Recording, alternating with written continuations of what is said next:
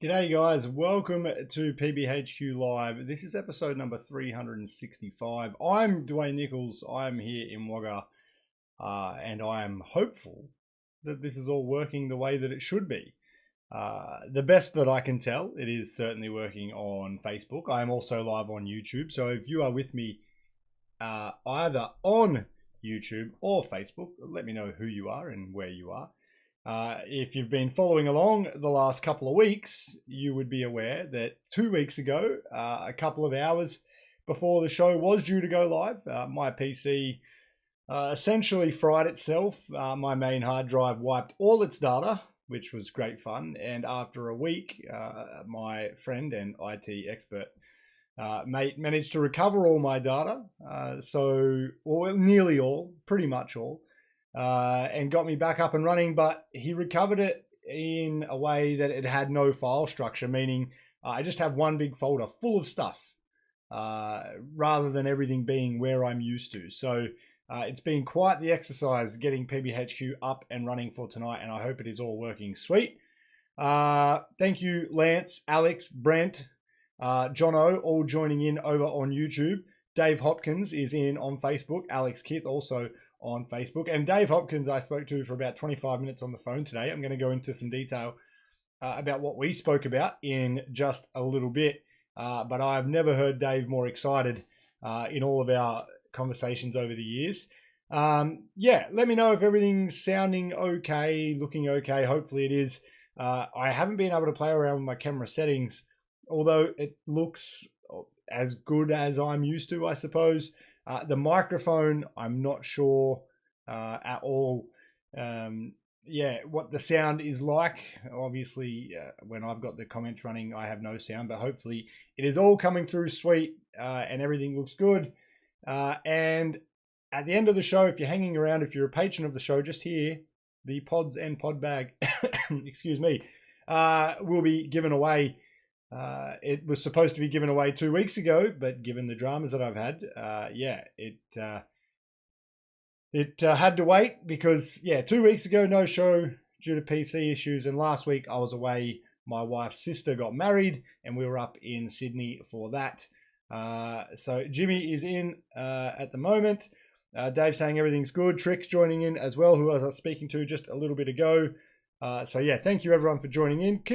Quick couple of mentions here. Paintballshop.com, they have 15% off across their die range. So the die DSR Plus, which would be my pick of the bunch personally if I was going to shoot a die marker. The M3 Plus, which has been their flagship for a while now, probably due for an overhaul. And the die DLS, all three of these markers have 15% off at paintballshop.com. And given that the M3 Plus and the DLS are reaching up into the higher regions of the $2,000 to $3,000 mark, you're saving a couple of $100 comfortably off of any of those markers, the DSR Plus being more of the mid to high end and a little bit more affordable. So either way, 15% off is 15% off no matter which way you cut it. So if you want to get one, now is a good time to do that. A couple of events to come for the remainder of the year. So you can still get a discount on your die markers at paintballshop.com. And also, I've got the little scrolling bar running along the bottom there with a mention for paintballshop.com and for Gladiator, just scrolling along. And for the Patreon, if you want to sign up as well, scrolling along there. I couldn't get my old patrons list to work the way I wanted it to in time. I will get back to that at some point, but for the sake of tonight, just bang that down there to get through tonight's episode of the show. John Abello is in from the Australian Bushball Masters. Thanks for checking in. We're going to be talking about the Bushball Masters in just a little bit as well. We've got results from that. It'll actually be the first ones we touch on, but before we do, a bit of a public service announcement from the guys at Gladiator. So this is in regards to hydro dipping or painting your tank. I've only known of one person to do it in Australia. That doesn't mean that it hasn't happened more than that, but I'm only aware of one. But this has come up and been brought to the attention of the Gladiator guys. So if you have your paintball cylinder and you paint it, or you get it hydro dipped, the problem with that is that if there is any physical damage to the tank that you're covering with paint or covering with the hydro dip, it is not visible when they do an inspection for your hydro test. So every 5 years, your paintball tank needs to be hydro tested. They're going to look and inspect the physical tank from the outside and check for any damage.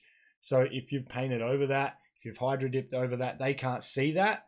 The testing station may ask you to remove the paint or the hydro dip from the tank so that they can do the hydro test. So obviously tanks are expensive enough as a part of your kit. You go and spend a couple of $100 on a good tank and a good reg from Gladiator if you're smart, of course.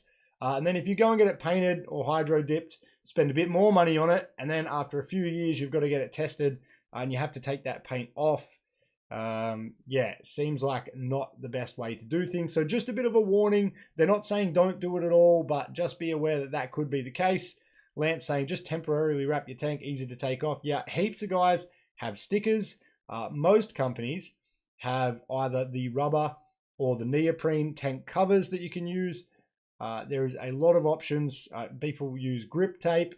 I've seen 100-mile-an-hour tape, like whatever. There's heaps of options.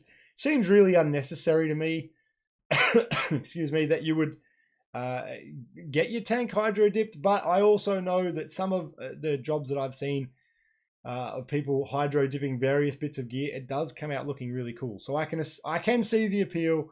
Just be aware that it could cost you in the long run when you go to get your tank tested. Just a bit of an announcement from the guys at Gladiator. Will McDonald joining in saying, real quick, what did you miss? Not much yet.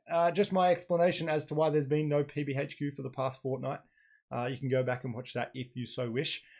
Results from the weekend. The Australian Bushball Masters was held over the weekend at Heartbreak Ridge in Milperra.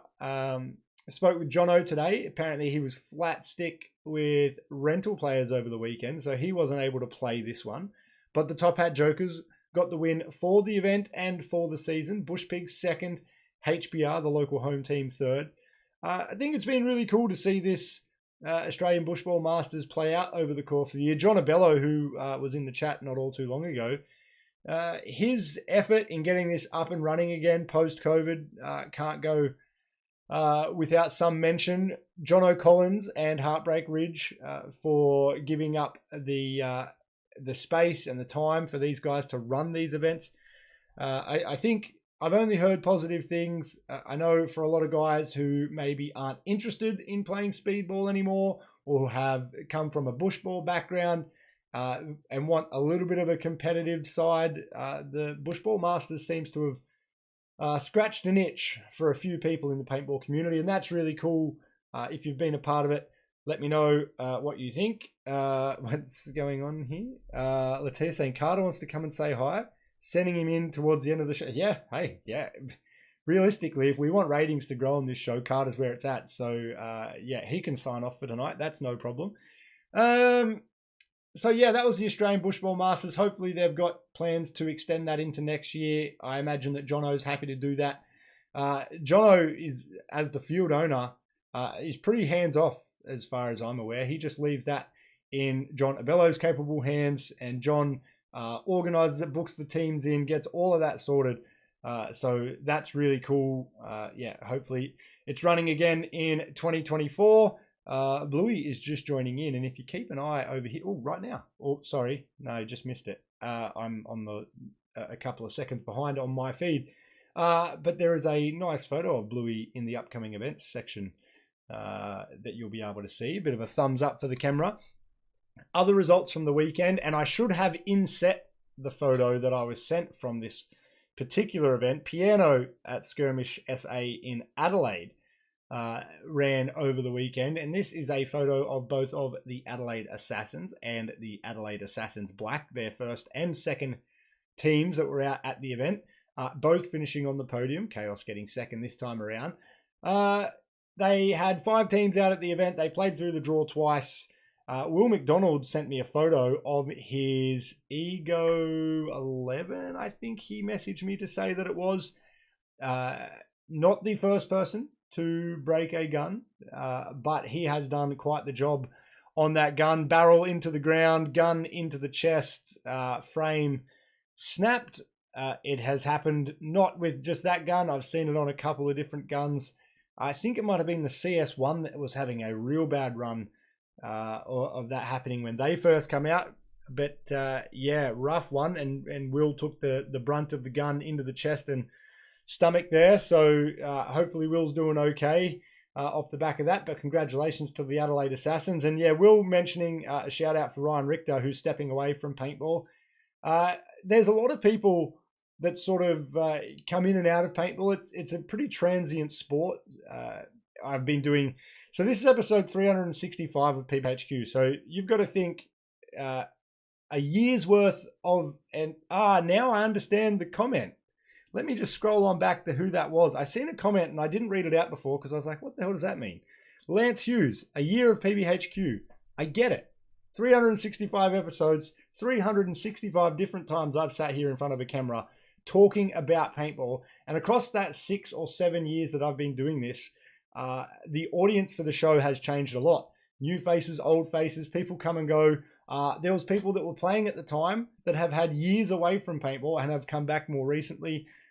There's people that would not have even been old enough to play paintball in their state or territory 7 years ago who are now in watching the show. And across that time, people come and go in every state, every territory, every country. It is really common. Ryan Richter has popped up in Adelaide, maybe 2018, 2019. And unlike a lot of other people who come in and out of the game, he just went balls to the wall, fully committed. He was over to Victoria a bunch of times. I think he started out with the Jokers guys introduced to the game over there. Went back, built up his own team, started running their own gel ball events, started running scenario events. At one point, I think the Adelaide Assassins had 3 teams in an event in South Australia. Some people make an impact on the game no matter how short their time is it.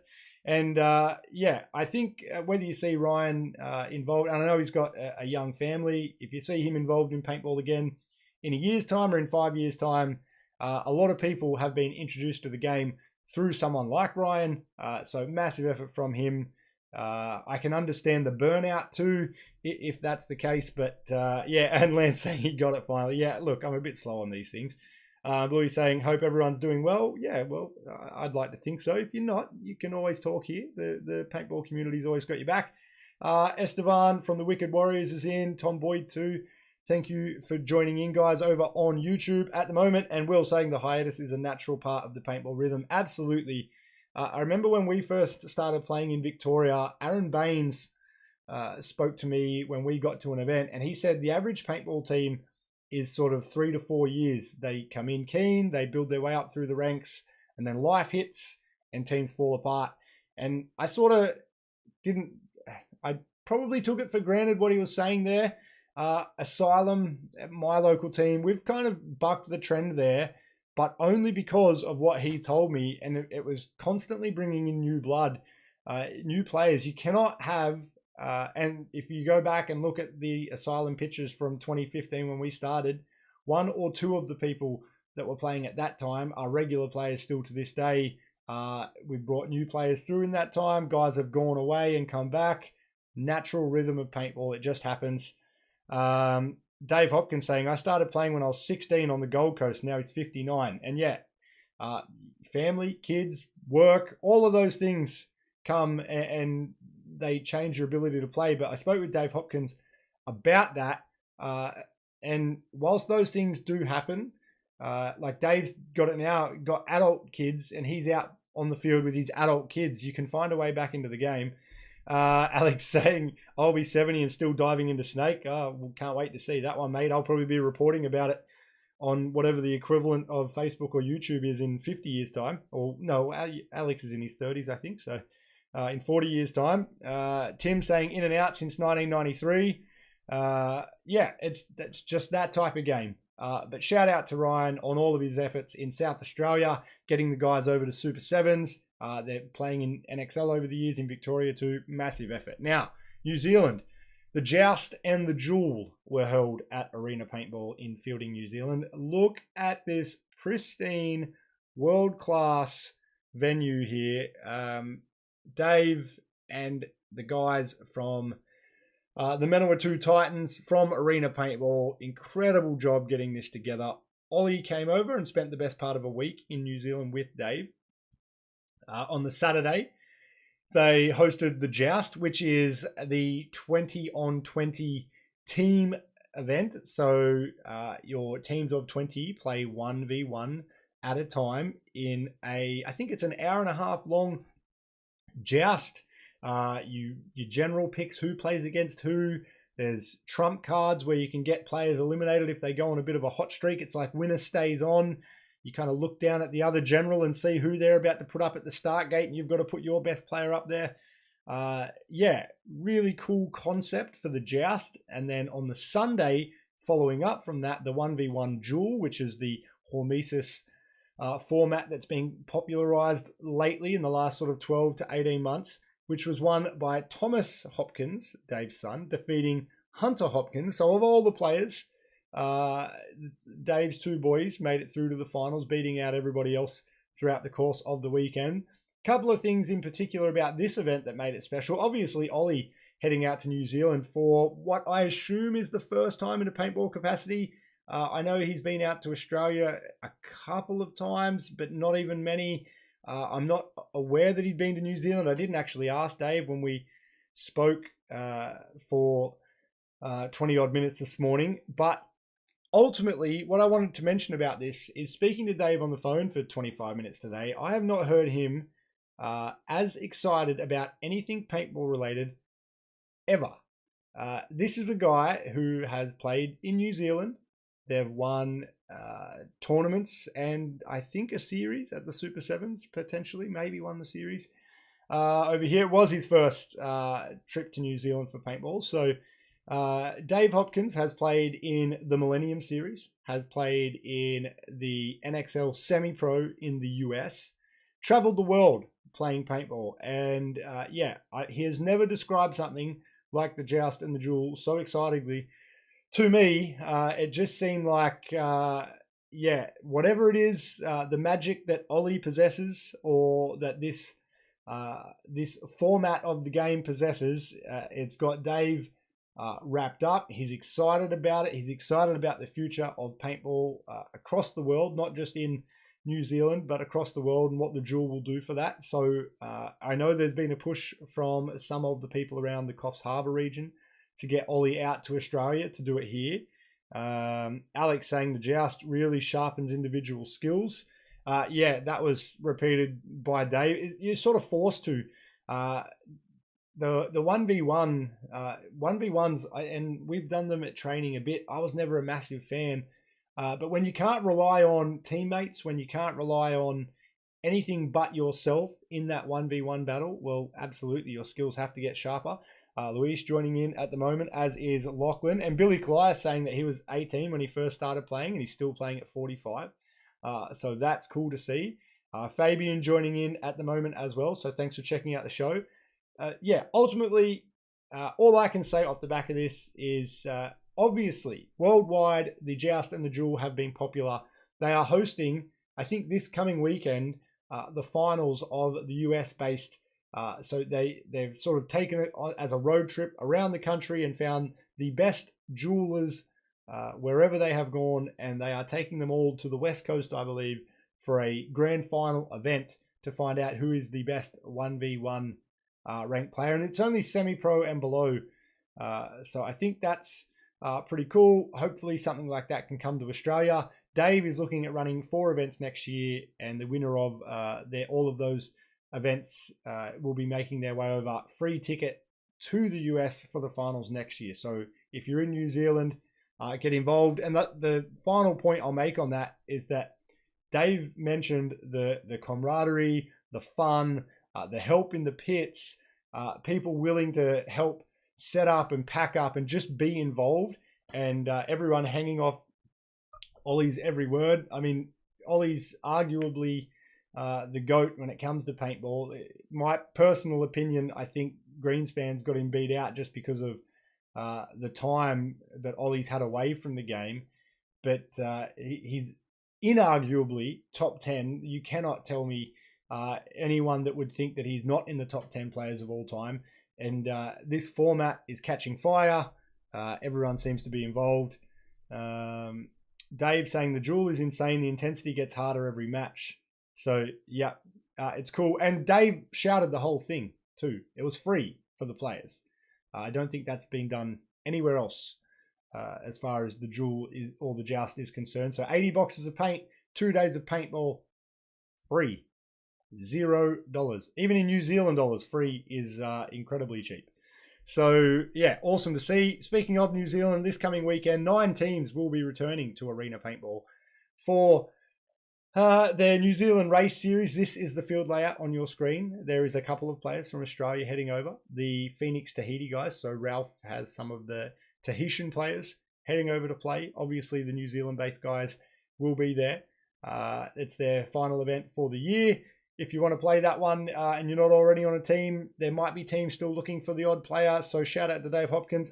Get yourself on a team if you want to play that one. Back-to-back weekends of paintball in New Zealand. Will McDonald saying Ollie is certainly top 10, but his particular way sets him apart from everyone. Yeah, that's true. He marches to the beat of his own drum. There's no arguing that. And Shannon saying, thanks, Dave, for everything you're doing for New Zealand Paintball. Crisis supports you 100%. And yeah, what Dave does for New Zealand Paintball is almost unmatched. There's no parallel, not just in New Zealand or Australia, but around the world. There's a handful of people like Sarge with Heat and Bart Yakimet. There's a handful of people that invest as much money, time, effort into paintball with the expectation of getting so little in return. And Shannon saying he started playing at 25, now he's 47 and still playing. He'll be at the New Zealand race with Crisis this weekend. So yeah, really cool to touch on the people coming in and out of the game that we have across tonight. Other events coming up this weekend, obviously Australia's biggest event, the Wagga 4-play, will be happening this weekend. There is 9 teams descending on Wagga for this one. Teams out of Sydney, Melbourne, Blade coming down from Coffs, Make It Rain from Dubbo. Obviously our Wagga-based teams as well. This is our fixed price event. It is 4 players on the field, maximum roster of 5, $1,200 for the whole event. That includes your entry, your lunch, your paint, everything. The prizes that I have to pick up tomorrow and hopefully remember because the trophy shop is closed later in the week because the guy's going away. So if you don't get your trophies on the weekend, it's because I forgot. Lance saying they have a full team and enough players to make another. And yeah, Dave Hopkins saying playing World Cup at 59. That's cool. Yeah, really looking forward to the event here. We ran this format as a bit of a test earlier in the year with 8 teams, bumped up to 10 for this time around. We had 10, unfortunately, one has pulled out, so down to 9. The format's just good. Limited paint, you know what you're paying when you get to the event. $1,200 for your whole team. So if you've got the 4 players, it's only $300. If you have 5 players, it's $240. Yeah, really enjoyable format. And I'm really thankful guys like John O'Collins and HBR, Top Hat Jokers at the previous event, Make It Rain guys, all the people that come down, really, really good people. Here's my co-host coming in at the moment in his grubby daycare jumper. Check this out. You want to say g'day to everyone? Hi, Mommy. Oh, is Mummy watching? Yeah. What about everybody else? Do you want to say hi, everyone else? Hi. Good man. You going to hang around until we're finished? Yeah. Cool. Well, we're nearly finished. We've just got to talk about the NXL happening in WA. NXL WA is coming up this Sunday also. 5 teams confirmed. A 6th team is likely. The layout will be released later this week. Timmy Colgan is going to be doing that one. SDK looking for the series sweep. So sounds like a pretty standard event by WA standards. Louise saying hello. Susan, don't be. Are you being silly? Are you being silly? I think. Who else watching at the moment has 4-year-olds that should be in bed? Daddy. Yeah, mate. Daddy, who You're taking me to bed. What? Mum's taking you to bed tonight. It's Mum's night. We do alternate nights. But Carter's going to hang around. I'm going to whisper a name in your ear in a minute, and you're going to read it out because somebody is going to win a prize. Is that cool? Yeah. All right. Let's have a look. So if I just bring up this one over here and then this one right here. So I've got all these names in a list and I'm going to randomize it 3 times. I might even zoom in a little bit. Let me see if I can do. Oh, no, I can't zoom in at the moment. Let me randomize it 3 times. If your name is in the number 1 spot, you will win 50 pods and a pod bag. So let's randomize this list and see what we get. So Dan Anderson in number 1, but that doesn't matter this time around because we need to randomize it 2 more times. 1 more time. So Will McDonald, who is currently watching, he's in the number 1 spot. But again, that doesn't matter because a 3rd time around, the winner is Johnny Martin. So off the back of being in a winning team over the weekend at the piano event. Oh, wait, you got to say congratulations, Johnny. No, you yell it out. Congratulations, Johnny. Yeah, good stuff, Johnny. Yeah. So, Johnny Martin, I will get in touch. Now, the only thing I have to check is because I lost a whole bunch of my data with PBHQ a couple of weeks ago, I need to double check that everyone that is on that list is active and just confirm that. If Johnny is not the winner, we'll go down to the number 2. But that's it for tonight. Thanks for hanging out for a minute, man. Do we want to say goodbye to everyone? Bye. Do you want to say have a good week? Have a good week for paintball. For paintball, yeah. All right, guys. Thank you for checking it out. Join me again next Monday. Have a good week. Bye. Can I tell you? Can I tell you for you? Of course.